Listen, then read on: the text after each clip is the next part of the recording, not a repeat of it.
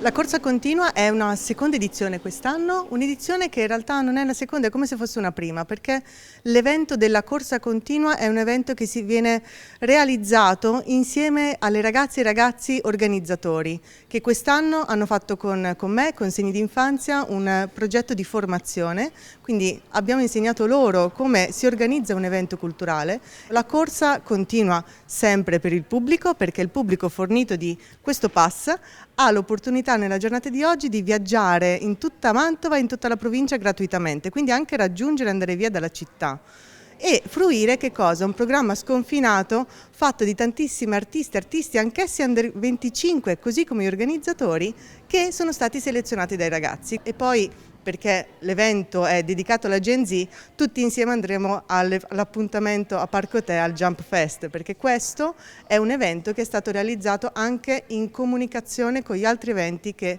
abitano questa città il 21 di giugno. Il mio progetto è un invito a rallentare nella vita, quindi vivere senza fretta, riflettere e lasciare il proprio segno. L'idea è una pittura partecipata dal pubblico, dalle persone che passeranno, e si farà con la modalità delle bolle di sapone in pittura,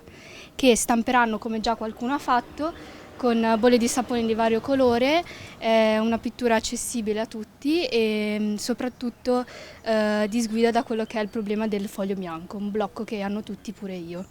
E nel frattempo invece porterò avanti un dipinto che rispecchia molto quella che sono io, e anche perché per me rallentare significa essere connesse alla natura, e direi che questa è un'ottima ambientazione, come anche quello di stamattina, e quindi sarà una cosa che avverrà in modo contemporaneo e partecipato. Shifting Selves nasce come performance, l'obiettivo è quello di indagare il tema dell'identità nel mondo digitale.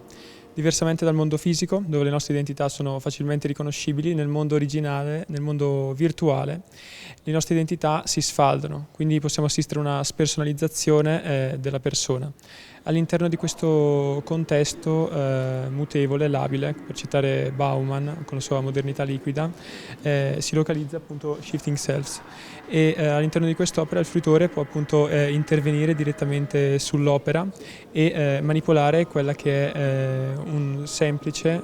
banale ma allo stesso tempo identificativo modello 3D della propria persona, andando così a identificare la propria realtà all'interno dell'etere. Attraverso un MIDI controller, che è appunto questo dispositivo che attraverso dei appunto piccoli pin, due in particolare, consente di mutare il movimento delle particelle che sono presenti all'interno dell'immagine dietro di me.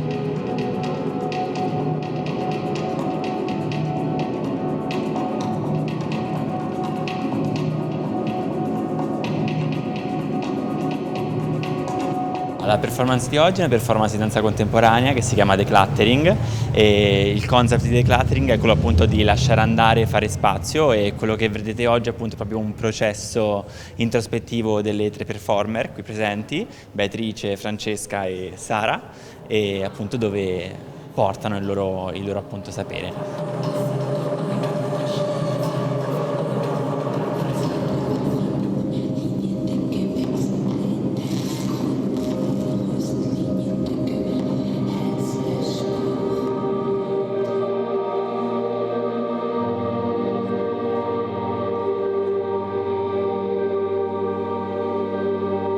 Parla di un viaggio dove passato e presente si intrecciano e dove cerchiamo di lasciare il passato per fare spazio a tutto ciò che verrà, quindi il nostro futuro. Quindi può essere un viaggio molto intimo per tutto il pubblico che può far parte, diciamo, di questa performance.